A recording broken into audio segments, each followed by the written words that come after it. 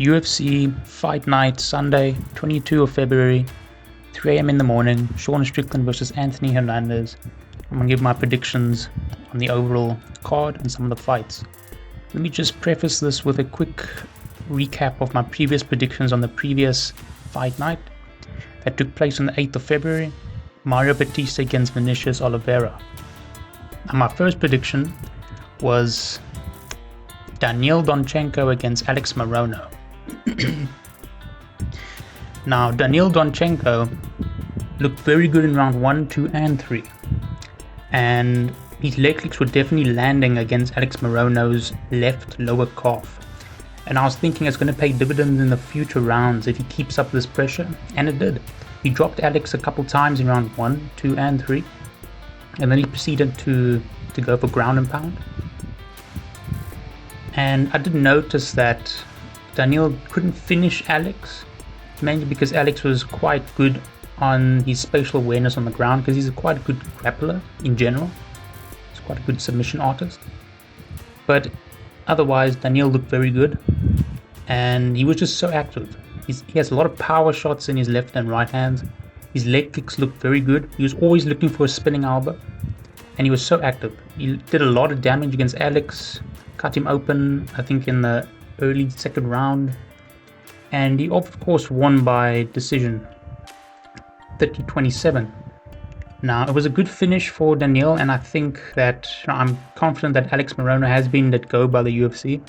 I don't know if that was by the admission of Dana White, Hunter Campbell, or Paramount itself, but he's no longer fighting for the UFC, and it's about time, because the guy's been in the division for over a decade. I think 2012 is when he arrived in the UFC.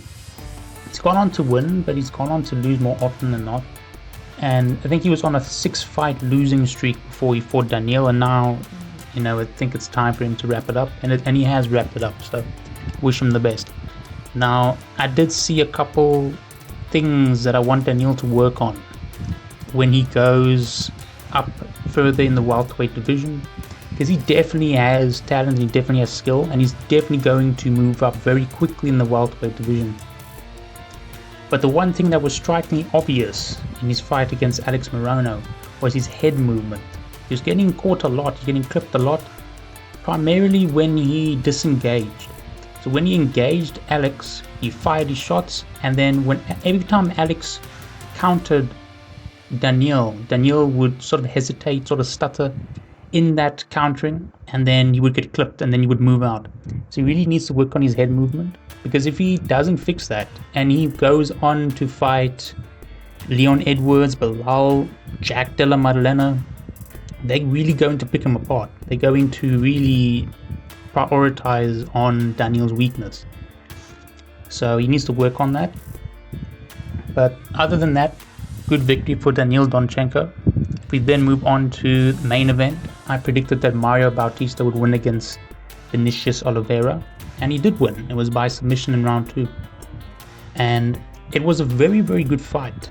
Round 1 and 2, you could say, were a bit boring, but no, it was mainly a grappling control match.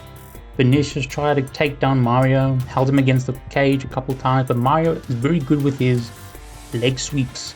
Tripped him quite a couple times in quite very amazing ways, and scored a couple takedowns, round 1, 2, and then an amazing, beautiful finish in round 2. That finishing sequence, when he just jumped on Vinicius's back, trying to find a choke, drove him to the ground, trying to find a choke, and then just succeeded with a rear naked choke.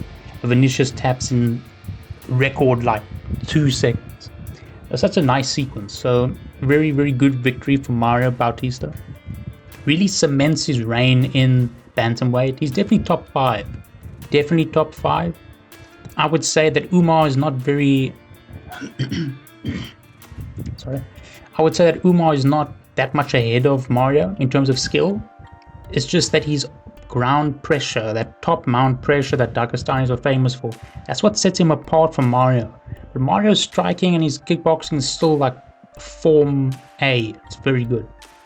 So definitely top 5. Well done to Mario. Excellent submission. Fight of the night. Now we're moving on to the current UFC Fight Night, Sunday, February the 22nd. Sean Strickland headlining the event versus Anthony Fluffy Hernandez. My first prediction is going to be in the preliminary card. So only one prediction here. Ode Osborne against Alibi Idris. Now Alibi Idris fought through the TUF series, Ultimate Fighter. Went on to fight Joseph Morales in August the 17th. I think it was the prelim of the pay-per-view where Dricus fought Hamzat. Now, Alibi did lose against Joseph Morales and Morales got the contract, but I see the UFC have given Alibi also the contract. The UFC, they love to do this where they'll sometimes award contracts to people who have lost in the final. They do it all the time. It looks like they've given Alibi a contract. Good for him because he was quite a good fighter. He looks like a mini Umar. Looks like a mini Umar and he fights the same as a mini Umar, I'm not even going to lie. And his ground control is very good. He's a very good grappler. His leg kicks are fast, also very eerily similar to Umar. And if we look at Ode Osborne, the Jamaican sensation. Now, this guy's previous fight was against Urseg, and I remember in that fight he fought on a short-term notice, and he couldn't make weight really, so they moved the fight up to bantam. But he is a flyweight, but they moved the fight up to bantam, and he did lose via unanimous decision against Steve Urseg. He's coming off a loss, but if we look at Alibi, I think he's going to win just because his grappling is far superior to Ode. And Ode, if the fight remains on its feet, I see Ode winning every day against Alibi, but I don't see that happening. Alibi has one loss, and that was against Joseph Morales. Other than that, he's undefeated, and I see him putting away Ode with not with any finish. I don't see him finishing the fight, but I do see him going all the way, unanimous decision, winning 30-27, and it's going to be by ground control. He's just going to control him more on the ground, and that's how he's going to win. Now, if we move on to the main event, for the co-main specifically, Jeff Neal against Uros Medic. Now, Jeff Neal is coming off a very brutal knockout against Carlos Prates, where Carlos landed a lovely spinning elbow end of round 1. And that was tickets for Jeff Neal, because that cracked him open. He was unconscious for a long time, eyes rolled back. I was worried for this guy's health. That was brutal knockout. He's bouncing off of that loss, and he's fighting Uros Medic, the doctor. Now, Uros, it's a 50-50 when it comes to this guy, because it's a very horrible person to bet on, mainly due to the fact that when he looks like he's losing, he finds a way to win. He won against Salikov, where I think he got taken down, and when he got taken down, he found a way to just get a knockout. It's in round 1. So you never know with Uros, really. He's not reliable. So I'm going to have to go with Uros. Even though he's unreliable, I think Jeff Neal is a bit past his prime. I think he still has some remaining residual damage from Carlos. And I think Uros is just going to seal the deal, and he's just going to showcase consistent skill against Uros. I think Uros can't really weather the storm against Uros's punches, and I see Uros winning round 2. Maybe by TKO, but otherwise if he doesn't finish it in the second round, it will go all the way to unanimous decision, and Uros will win 30-27. Now let's move on to the main event, which this card is built upon, and it is Sean Strickland versus Anthony Fluffy Hernandez. Now, Sean Strickland, most recent match was against Dricus du Plessis, February the 9th, 2025. So it's been a year since Strickland has fought. He would have fought earlier, but he was suspended for I think 8 months. Yeah, I think 12 months he was suspended because he taunted another fighter, ended up rolling with him mid-match. Yeah, but Sean has a temper, but that got him his suspension, but now he's looking to make a comeback against Anthony Hernandez. Now, when it comes to Sean Strickland, he has a very set way of doing things, and that's just jabs and teeps. He jabs and teeps every single match, and you can't change that. Like, in the later rounds against Dricus, we thought he was going to at least change it up, because Dricus was bringing the thunder, and even his coach was telling Eric Nixick was telling Sean, change up, you can't keep doing what you're doing, it's not working. And then he just didn't listen, actively didn't listen. And that's what caused him to get a broken orbital nose against Dricus. Now, he's definitely not changing his fighting style, and it works against most people. Most people it works, unless you have a guy coming in there with a game plan, which was Dricus. Now, does Anthony Hernandez, the fact that the question of whether he's going to win or not settles upon, is he coming in with a game plan? And I'm thinking no. I don't think he's coming in with any game plan. He's just going to do what he normally does, which is grapple and submit. Now, Anthony Hernandez, it's a very weird matchup. I'm not going to lie. I thought that Sean Strickland would fight Imavov. Of course, he's not fighting Paulo Costa. He already defeated him, but I thought Imavov was his next fight.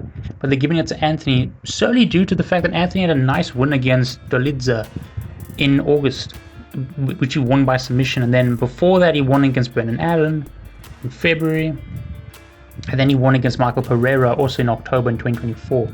So Anthony is coming off nice wins, and the fact that I don't see Anthony winning is basically due to the fact that I see Sean constantly going to teep and jab to Anthony's body. Now, the fact that Anthony doesn't really have a six-pack, he has no abdominal muscles whatsoever, it's just covered by a layer of fat, and that's a very teepable body. So Sean's definitely just going to teep, and he's going to jab, and he's going to win. He's going to land body shots to the compromised abdominal region of Anthony Hernandez, and he's going to secure the victory. So I think this will end in, of course, a split decision. Thought I was going to say something else. No, Sean will of course go to split decision. He always goes to split decision. And I think that's not going to change in this regard. So I predict Sean Strickland is going to win 30-27 against Anthony Hernandez, going all the way. Sorry, not 30-27, sorry. It's a 5-round fight, I think. So maybe 50-45. Sean Strickland against Anthony Hernandez. Alright, next fight is UFC Fight Night. Where is it? Brandon Moreno against Lona Kavanagh. That's nice. Brandon Moreno is fighting again. David Martinez is fighting Marlon Vera. King Green fighting Daniel Zellhuber. Let's see what's on the prelims. Ryan Grander versus Jose Medina.